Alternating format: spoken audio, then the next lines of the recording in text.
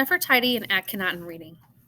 Queen Nefertiti is one of the most mysterious figures in Egyptian history. Nefertiti was married to Pharaoh Akhenaten and co-ruled alongside him.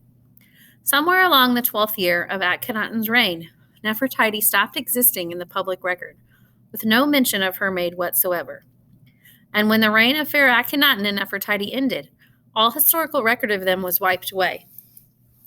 Any faces carved into stone were chiseled over, and any names mentioned in any records were scratched out. Why? The name Nefertiti means the beautiful one has come. It is uncertain exactly where her exactly family line comes from, but it is likely that she was born outside of the royal family. Nefertiti married her husband, then named Amenhotep, when they were still teenagers. It wasn't too long until they had their first child, and shortly after, in 1351 BCE, they took over the throne. Then, in the 5th year of Amenhotep's reign, a revolution in religious thinking broke out. Amenhotep declared that there was only one god, the sun god Aten. Amenhotep shut down all of the temples, kicked the priests out, and changed his name to Akhenaten in the process.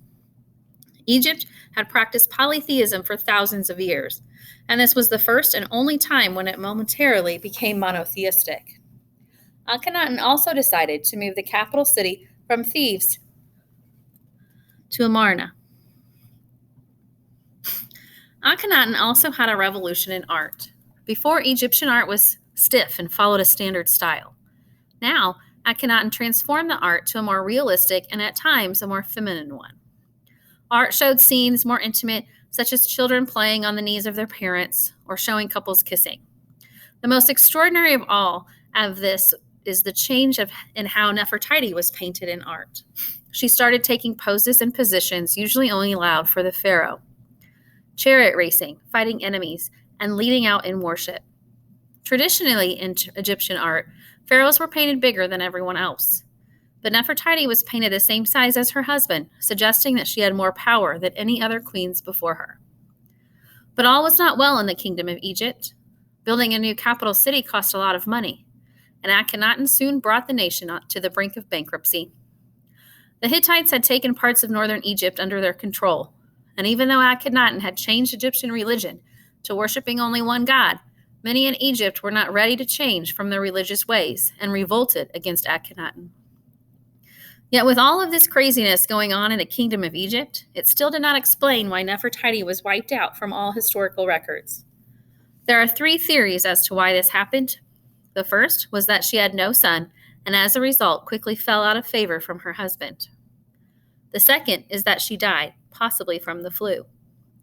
The last theory is that she took on an entirely new identity herself. When Nefertiti's name was chiseled out from the stone records, it was replaced with the name, I'm not sure I even know how to pronounce this one,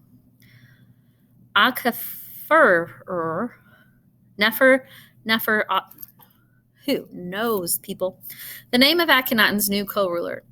Could it be that Nefertiti simply became Akhenaten's co-ruler and changed her name in the process? While we may never know the answers to this, we do know that after the death of Akhenaten in 1334, his son, Tutankhamun, took the throne at just 9 years old. King Tut. He quickly did away with the religious changes made by his father and began worshiping the old gods of Egypt once again.